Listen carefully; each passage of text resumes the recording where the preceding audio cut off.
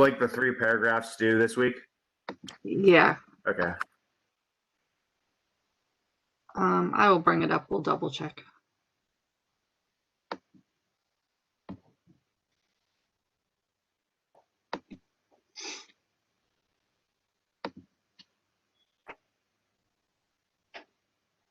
Okay, so if you go under week 9, I put it, the project is all grouped together where it says project, but I put it here so you would notice it and remember that some of it's due this week.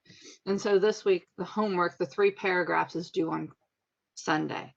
The actual project, which will be a slideshow on the discussion board, is due. Oh, yeah, right. I'm like, wait a minute, that's this week, but February ended. Okay, March 28th. And then 3 responses are due by the 4th. Both of these, as well as videos to help you, are under the project file. So I put all the information under project, but I put this here so you'd remember that this part of it is due this week. And then the videos are here. Well, there's only 1 video because it's short. And then the homework and the discussion board. Where do we submit the project homework? Okay, so the project. So if you go under project, you would submit it right here. Okay. Mm-hmm. It's just 3 paragraphs about it. You don't have to find the material yet. Just, and if you have any questions, if yours will work, if you want to let me know before you turn it in, you can send me a picture, or you can submit it. If it doesn't work, you can resubmit.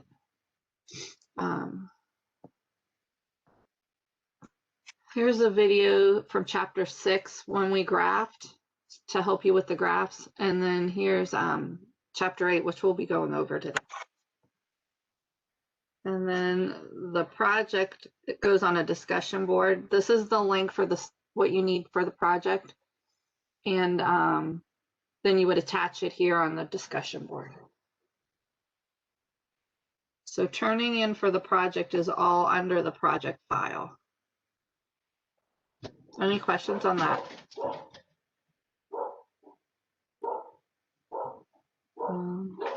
I guess I should have.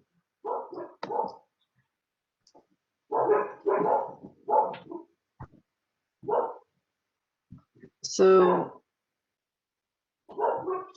where are the 3 responses at? Every week, the discussion board you did the week before, you need to do responses the week after. And so they would be on that discussion board. So for the project, which is due on the 28th, you want to have it all posted by the 28th, so then you respond to those students the following. And that goes with every discussion board. That's why usually the discussions are due the following week. Like this project one is marked the 4th, but the submission part, the main submission, is due the 28th. If I mark it the 28th and then you make your responses after that, it will mark them late. And that's why it's dated like that. Is there any questions on that? So every discussion board, you only have to do the main post. The following week is you do the responses for the one before. Because a lot of people wait till the last minute to put their discussion up. So this way you have more to choose from when you want to respond. Any questions on that? Nope, not at all. All right, well, let's learn about the scatter plot before we look at the entire project, because it will make it a lot easier.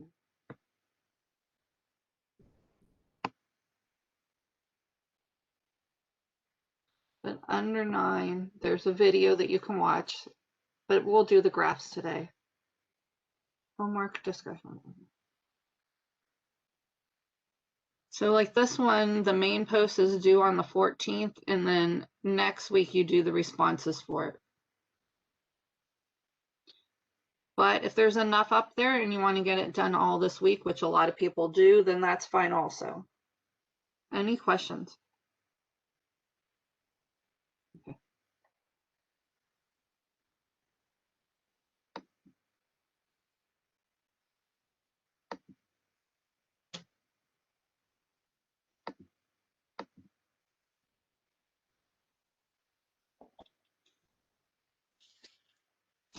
Okay, when you're talking about a scatter plot, think about it as X and Y values and plotting them.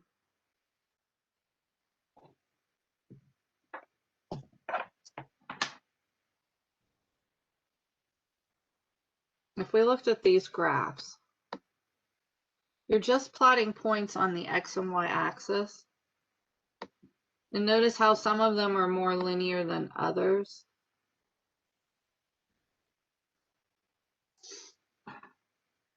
But this one is increasing, and that's why they call it positive linear pattern, because notice if I drew a line through there,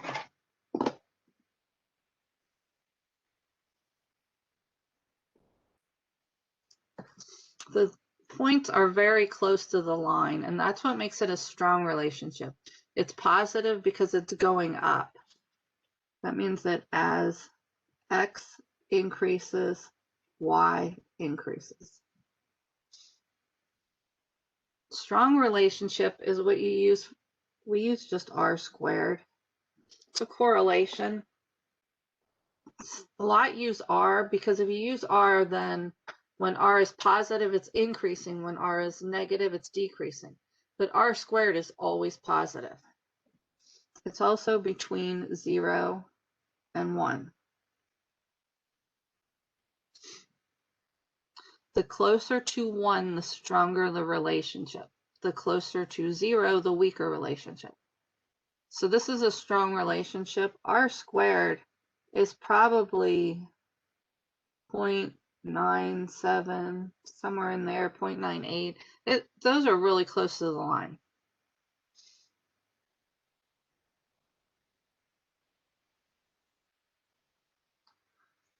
This one also has a linear pattern. Now, we don't usually get into this. This is from my stats book. One deviation. What that meant was this is probably an outlier. This is one, if it happened to you on your scatter plot, you probably want to check and make sure you typed it in right. But if you did, then it's just, sometimes there are those odd ones that are different than the rest.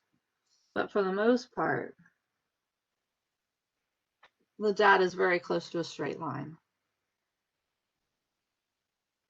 So this R squared would be close to this one, but this would pull it off some. So maybe it would be, R squared would be 0.89 because of this outlier. So an outlier is a value that is extremely different than the rest of your data. Not that it's wrong. It could be correct, but it is something you want to check. And then a lot of times they'll leave that piece of data out, so then the rest of the data stays tight. This one, notice that's going downward. This is a negative relationship. And we always look at X increasing. As X increases, Y decreases. So it's still a negative linear pattern, but it's still strong because if we draw a line, all the points are going to be close to it.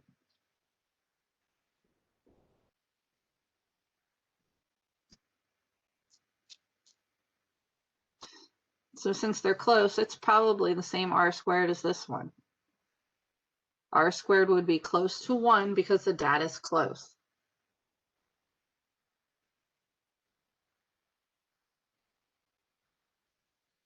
Any questions so far?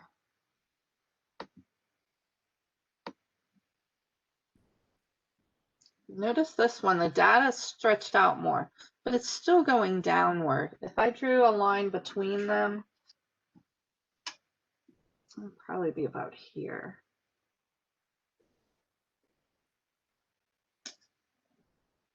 So there are a few points really close, and then there's a few spread out, but it's definitely a negative relationship because it's going down. but it's weak.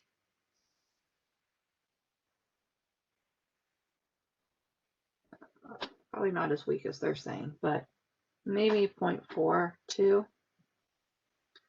Now, according to your book, what we'll call as weak is anything below 0.5. I usually think of it needs to be above 0.7 or above, but your book says to go with a half.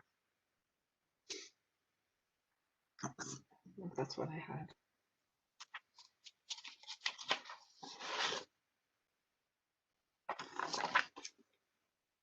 Yeah.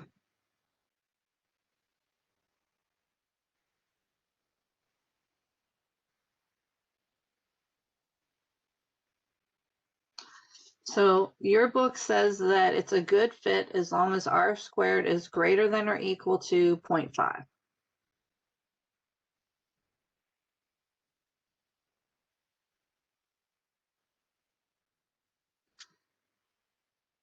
Any questions so far?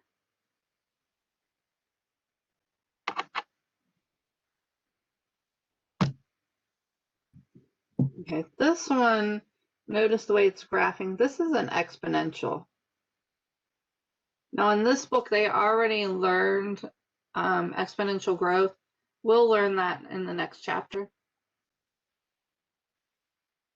So we won't worry about that one. This one, notice there's no pattern. It's all over. This is where it's going to be, if not zero, close to zero. And usually it graphs a horizontal line because in a horizontal line, the slope is zero. So this would be r squared, probably zero, if not close to zero. Maybe 0.05, something like that. And this would have no relationship. And that's fine. If that's what happens with your data, explain that. You thought there was going to be a relationship, but clearly there wasn't.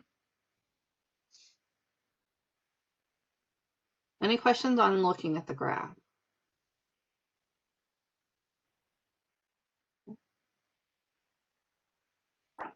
Nope. This one says, does the scatter plot appear linear, strong or weak, positive or negative? So does it look like a linear relationship? Anyone?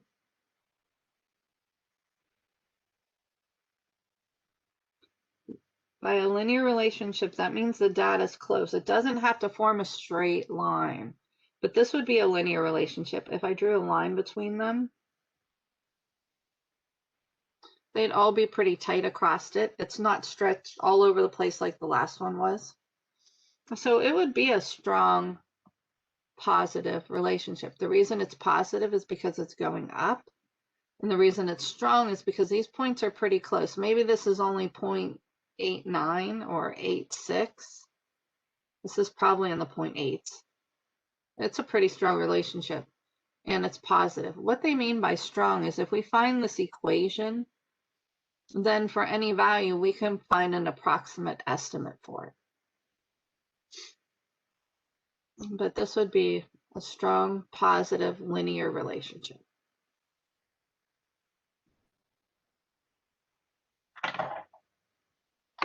This one down here, it is spread out more, but for our 0.5, it is probably, r squared is probably bigger than a half. So it is a linear negative relationship because it's going down, but it's going to be closer to the half. This might be r squared equals maybe 0.6, but it's not going to be below a half. So we would still call it strong. Any questions on that?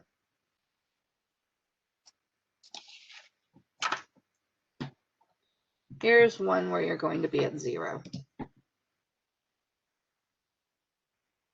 So there's no relationship. The linear line would go across, and this line that I've been drawing, they call that a trend line. And it goes through your data. When it's spread out all over, it's usually a horizontal line in the middle.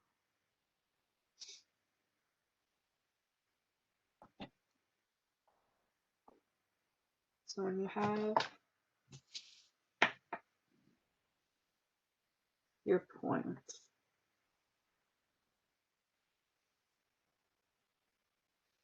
the line that goes through it is called a trend line.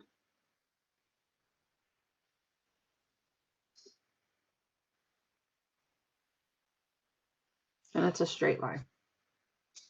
So the computer or Excel will find this equation for us, and it will find R squared. R squared tells you how close these dots are to this line. And then this line can be used to estimate other values. I found a couple examples in the book so that we don't have to type so many. Let's do this one first.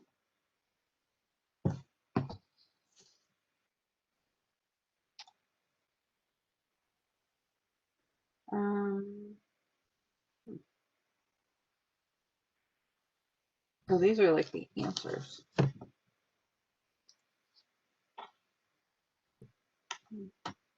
Right. If we have 16 ounces, 32.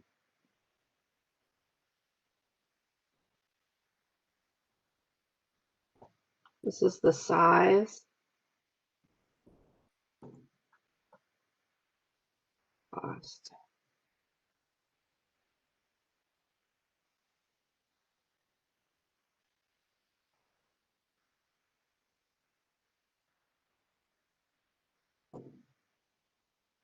And, oh, they, okay. Oh, they changed it to cents per ounce, but I don't think we need that. But we can use this to see if there's a relationship between the size and the cost.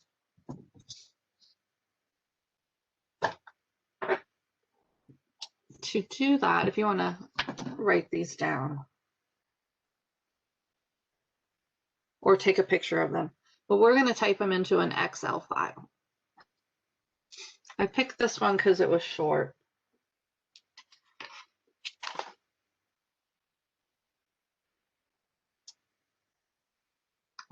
We'll see if it has a relationship.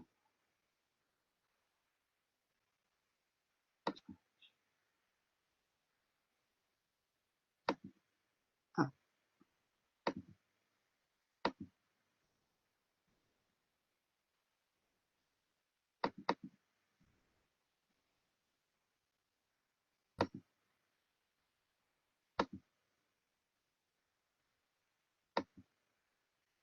Okay.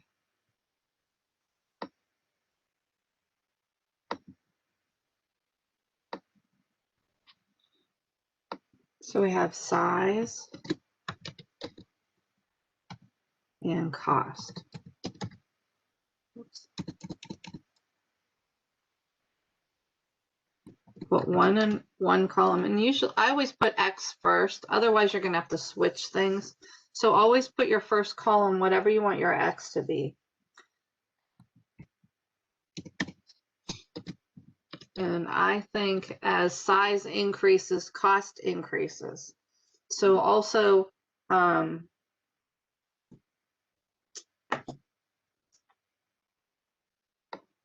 going to make my column bigger just so I can write it. When you're talking about your X value,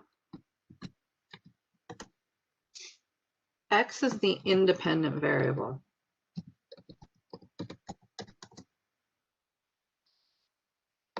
And cost, in this case, which is our Y value,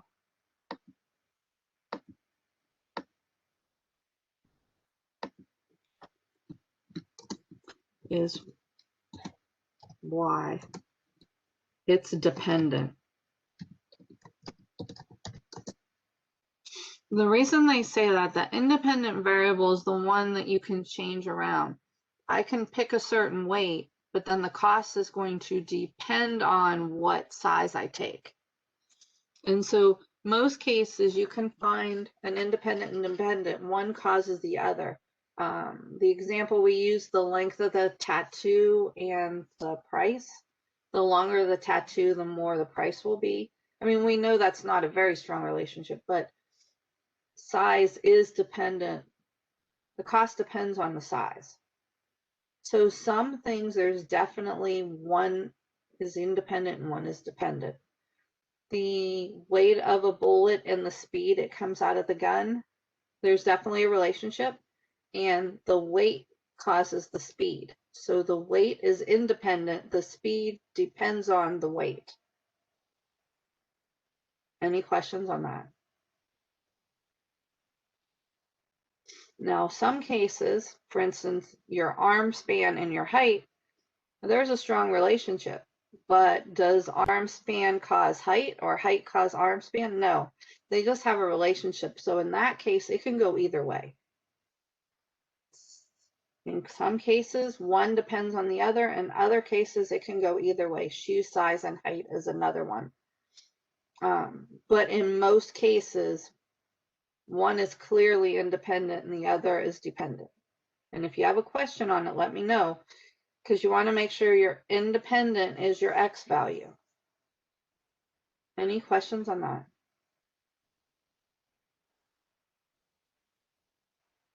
Okay. So we're saying the size of the cup or the ounces causes the price. So we have our 16, 32, 64, and 200. Okay. And the cost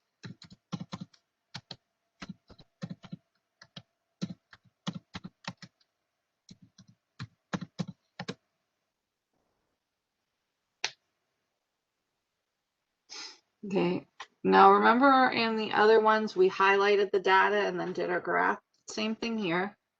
We highlight our data. So you right click on the first one where the size is, hold it down and highlight the rest. And then you go over to insert. And this one's the scatter plot. And we want the first one. Looks like a pretty linear equation. Any questions on that part? Now you can change the title.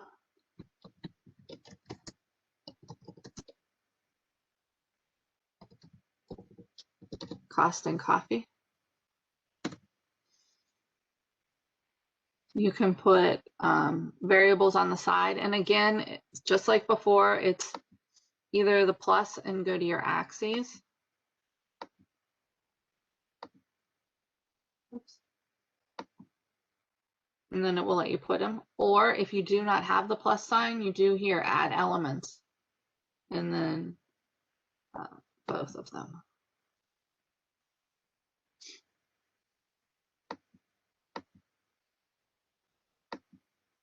X was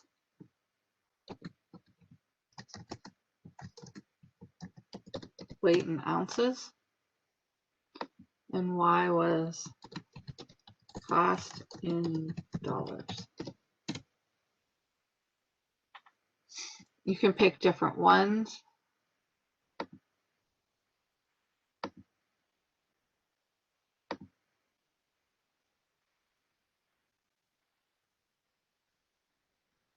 I like that one. Any questions so far? So to get the dots, you just go under scatter plot. Now to get the line, again, you can either use the plus sign or add element. If you use add elements, you go down here to trend line and down to more. Well, we could click linear first, so it makes it linear. So go down to trend line and click linear, and then go down here to more options.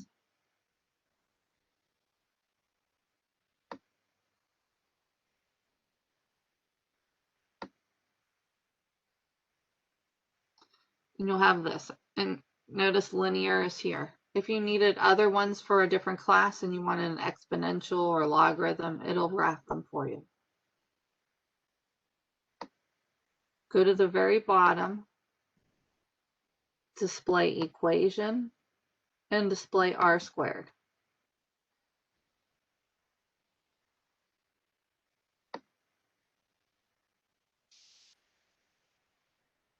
Is everyone finding it?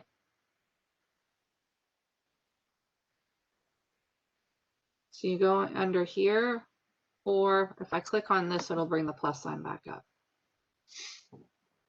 You click both of those. Now notice it's really small. It's right on my line.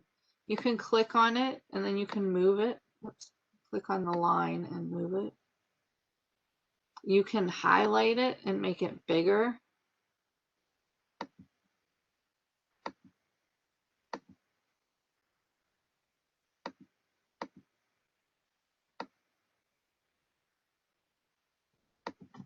So then it's easier to see.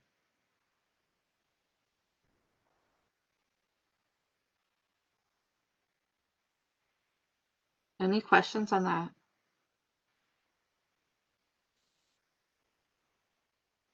So this is your linear line and this is r squared. R squared is very strong. So it's a strong positive relationship. As weight increases, cost increases.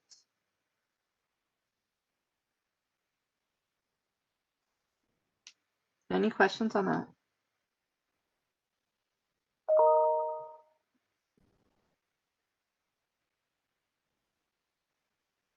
Okay, so this equation, if for some reason we were going to have a 50-ounce cup of coffee, we could plug in for X and it'll tell us approximately what it should cost. And so if they say, what would be the price of a 50-ounce coffee? You would plug it in for X. So you'd have 0.0371 times 50 plus the 3.5. So 0.0371 times 50 plus 3.5984. So if we got a 50-ounce cup of coffee, it would cost approximately $5.45 just by plugging 50 in here. Any questions on that? Now that trend line doesn't mean, for instance, if we plugged in, notice this one here, the 32 ounce doesn't land right on the line. If you plug in 32 in here, it's not going to be the exact value because this line is approximately. It looks like this one's right on the line here and this one, but this one's not on the line either. But they will be close. And this tells you how close it will be. 0.997 is pretty strong. It's going to be very close. Where is this setting? Okay. The numbers, the computer, these points we were given. The number, these, the computer does it. Two ways to get it. One, click on here and add chart and go down to trend line. And then more options. Since I did that one, we'll do it this way. Let me close this. Close. Hit plus, go down to trend line, and then more options. So it's trend line, more options. And then you go to the very bottom of this, and here they are, equation, and it's probably going to put it again, and r squared. So it finds those values for you. So you click on here, go down to trend line, and more options, and then this pops up. And you go to the very bottom, they're right here.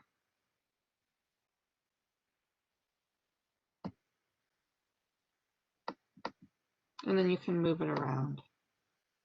I'm gonna, hopefully I can delete this one. Yeah. Okay, the plus. If you don't have the plus sign on your graph, you will have add chart elements over here. And then go down to trend line. And more options. And then it'll pop up. Go to the bottom and mark them.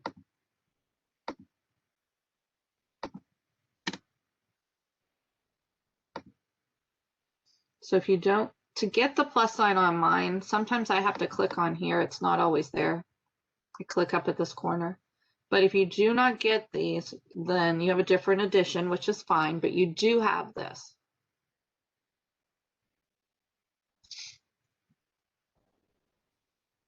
And usually it's on this side. There's an old version that has it way over here, but in most cases it's right here. Any other questions so far?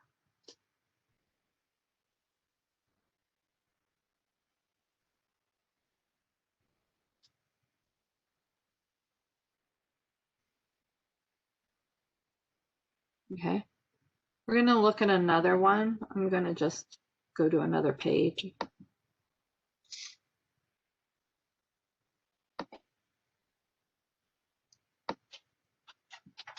This one is yearly coffee consumption in liters.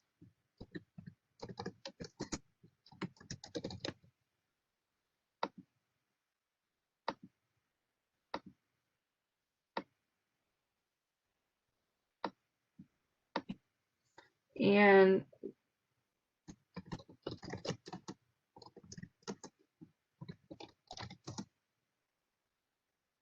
deaths from heart disease.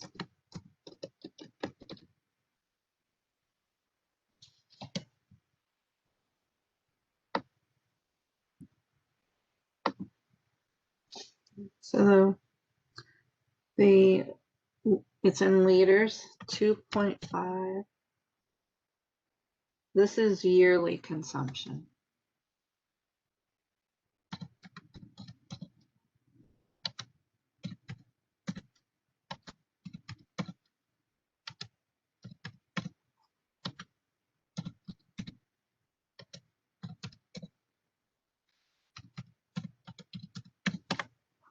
Okay, so we have 2.5, in case you're typing them, I'll read down. 2.5, 3.9, 2.9, 2.4, 2.9, 0.8, 9.1, 2.7, 0.8, and 0.7. Notice some of them repeat. That's because they did a study. They asked people how much coffee they drink, and then check the death. So this would probably be if someone passed away from heart disease, they asked people how much they drank of coffee. Is probably how they got the data. I don't know if it says.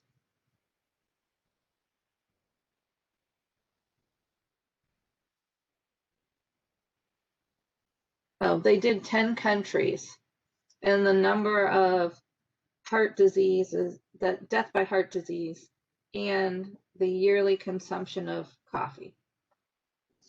So they did 10 different countries. Now the deaths from heart disease, we'll put right next to it, 221, 167, 131, 190, whoops, 131, enter, 191, 220, 297, 71, 172, 211, and 300.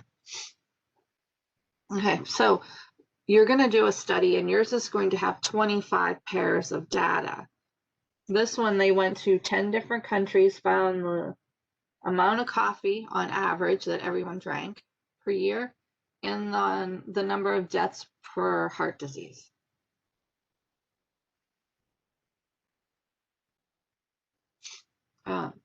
And so your study can be the same type of thing where you go and find measurements that are online. You do not have to do a questionnaire, but you can.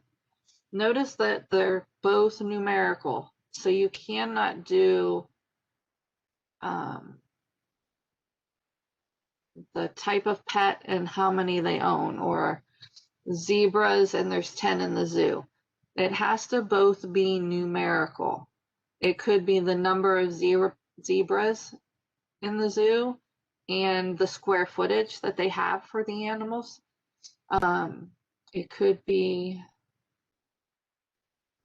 the number of flowers and the number of petals, or the number of petals and the height of a flower. But they have to be both numerical. So in this case, we have these. Well, let's look at a scatter plot. So highlight your data and see if there's a relationship. So we highlight it. We go to Insert, and then Scatter Plot.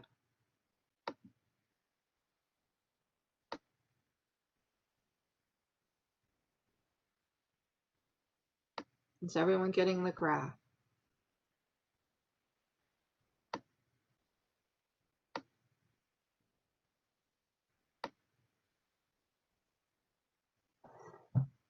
Okay, does it look like a linear relationship?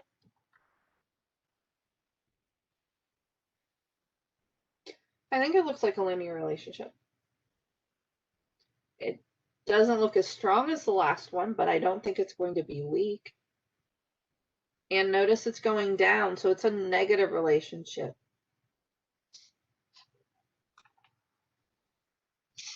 Which is strange. So as the number of liters of coffee increase, the deaths from heart disease decrease. Okay, now if you don't have the plus sign, remember you can go over here to add chart element. I want to put my X and my Y titles. X was coffee.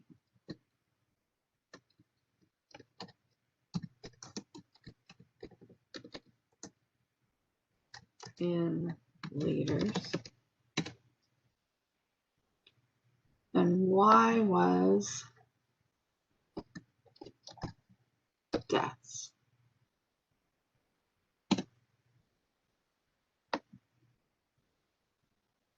Okay. Any questions so far? Now, if you don't have the plus button, use the add elements. Go down to trend line, go down to more. So add chart elements, down to trend line, over to more, and click enter. When you do that, this chart comes up. Now, notice this one's not the one I want. And sometimes that happens. We want the one that has all the different lines here. Just close it and do it again. I don't know why it does that, but sometimes it does. There's the one we want. So if the one that comes up, or you know what, it probably was this one. You just had to click across. But you want this one. We want linear. And then we go all the way down to the bottom and display your equation and your R squared.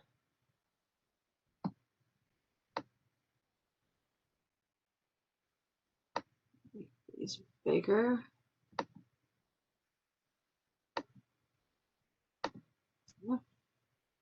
Notice R squared is 0.698, so it's definitely not as strong as the last one, but our book goes by 0.5, so we would say that this is a good fit. Not as strong as it could be, but it's a good fit.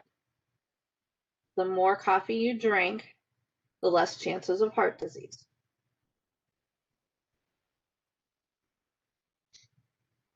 Any questions on that?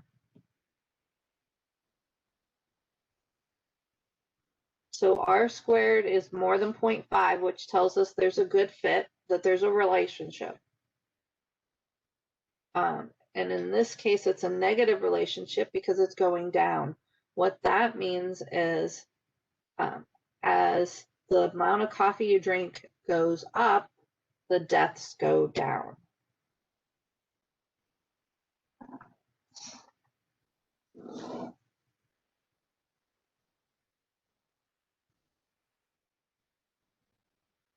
Write the equation down. I'm going to leave this screen and we're going to talk about the slope and the y-intercept.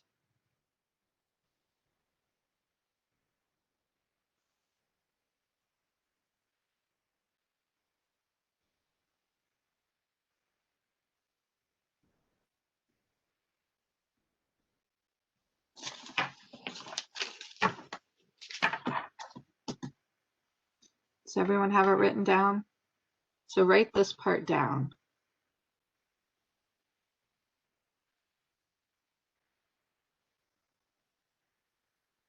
Any questions on getting, is everyone able to get the line and the equation and the r squared?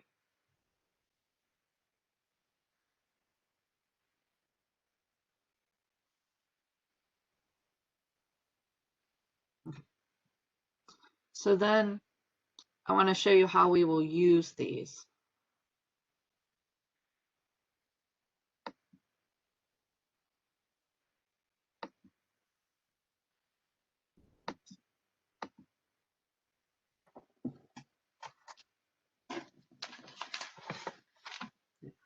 So this was our trend line. We know that it's, there's definitely a relationship because it's close to it's above 0.5.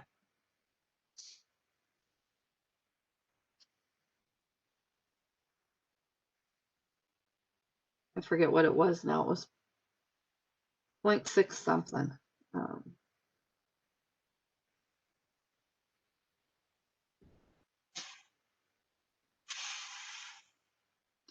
0.6987.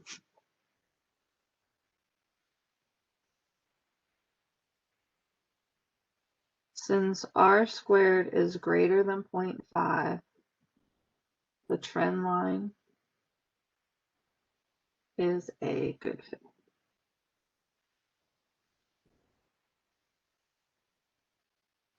As x, the amount of coffee,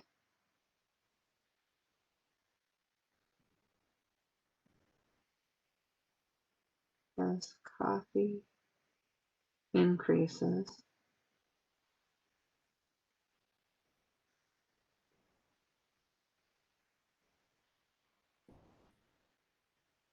the amount of deaths decrease.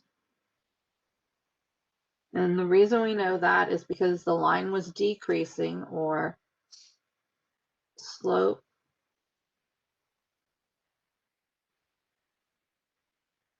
the slope of the trend line was negative.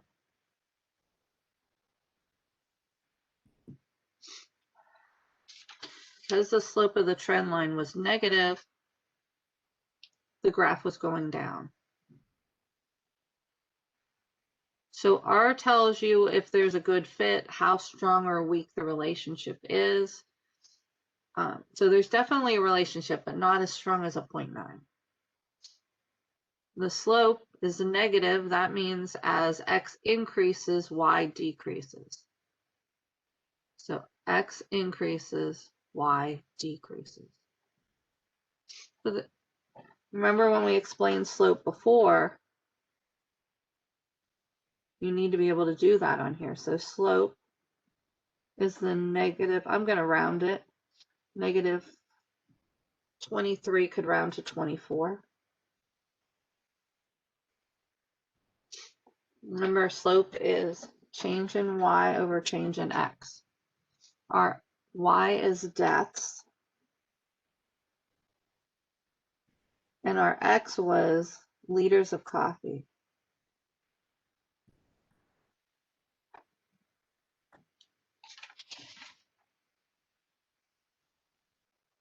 Each increase of a liter of coffee, it's negative, so it decreases the number of deaths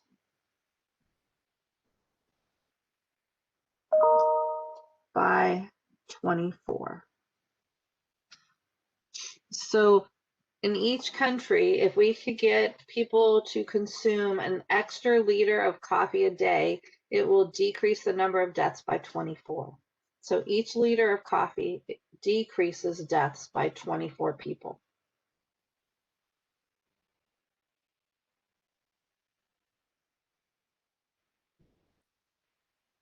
Any questions on that?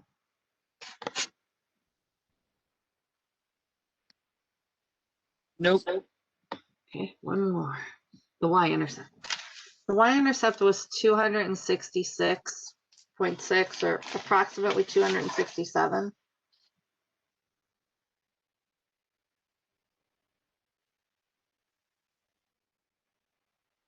The y-intercept is when x is 0.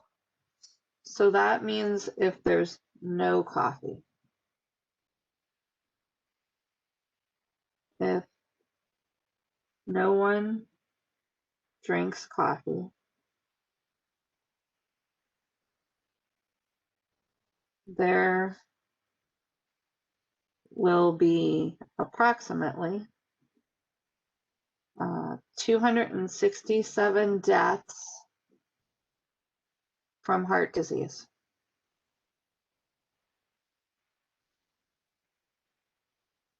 We could have probably put heart disease in this part too. Deaths from heart disease will drop by 24 people.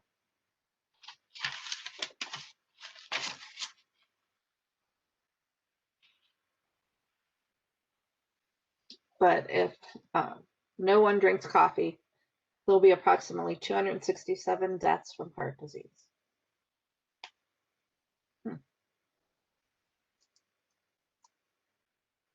Any questions on that?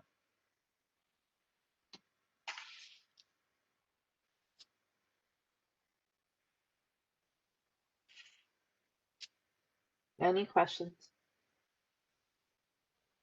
I don't have any. How comfortable do you feel with the material? I feel pretty good about it. I was looking for the recording.